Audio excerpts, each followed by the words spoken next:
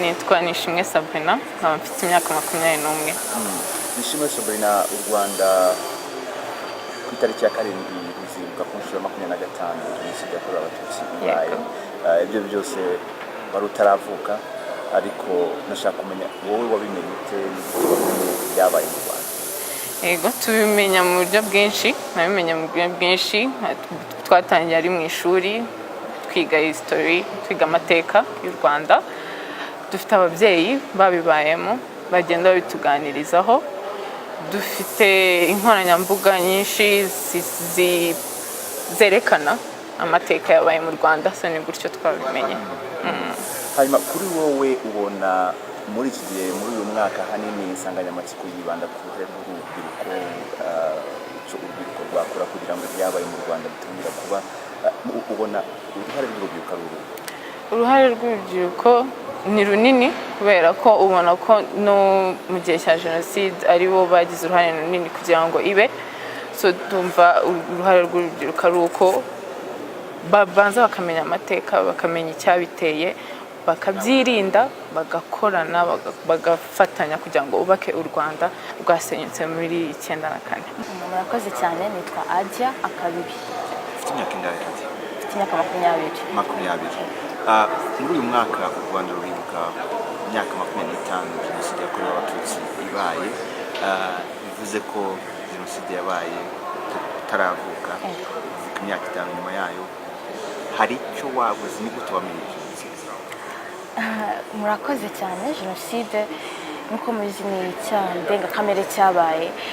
Ukuntu rero nabimenye byonyine, kuba ndi umunyarwanda birahagije. Nabimenye bivanye ku babyeyi, kuba tante, kuba oncle, ku Rwanda, ku ma histoire twumva, ku barimu batwigisha. Ni ikintu cyabaye ku buryo n'isi yose, uretse njyewe ndi umunyarwanda, n'isi yose yamenye kubera uburyo ari indengakamere.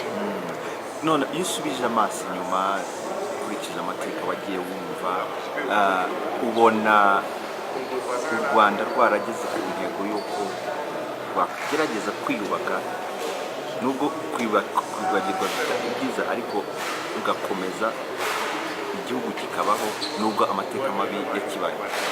Yego, u Rwanda turebye mu myaka 25 ishize, ukareba n'aho tugeze, u Rwanda rwariyubatse cyane, kandi tugerageza ko n'intambwe tugitera n'urugendo tugifite.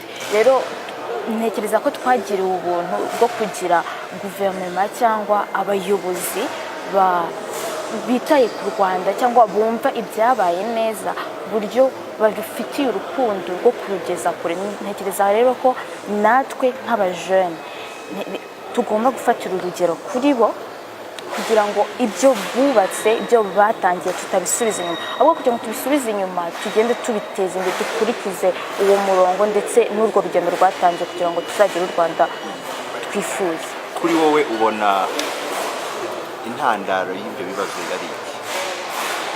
Intandaro ya Jenoside, uko mbyumva, Jenoside yabaye Abanyarwanda babanye neza, ariko nyuma y'uko umwaka w'abazunguza bagatangira kubasepara, babashyiramo ibice bigiye bitandukanye, batangira kubashyiramo ibitekerezo bigiye bitandukanye. Nikiza ko kuba byonyine iyo umuntu yakugirije n'undi utangira kubona difference iri hagati yanyu, bigatuma mutangira kugira urugo rwango hagati yanyu.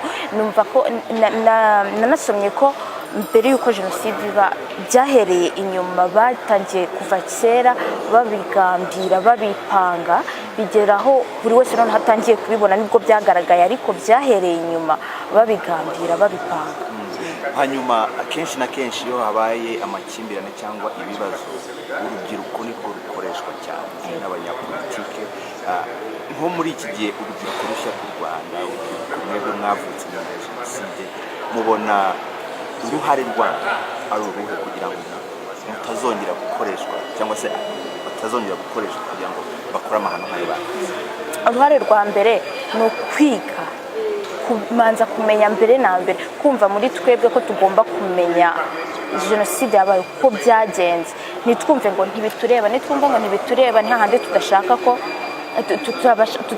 ko bitazongera kuba ko baravuga ngo utazi yava ntamenye yaje. Tubanze tumenye mbere na mbere kugira ngo tumenye aho dushaka kujya. Aho rero nitumara kumenya aho dushaka kujya nibwo tuzabasha kumenya uburyo twabasha kugera aho hantu. Icya mbere na mbere ni ukumva ko bitureba kugira ngo tugere aho dushaka kugera.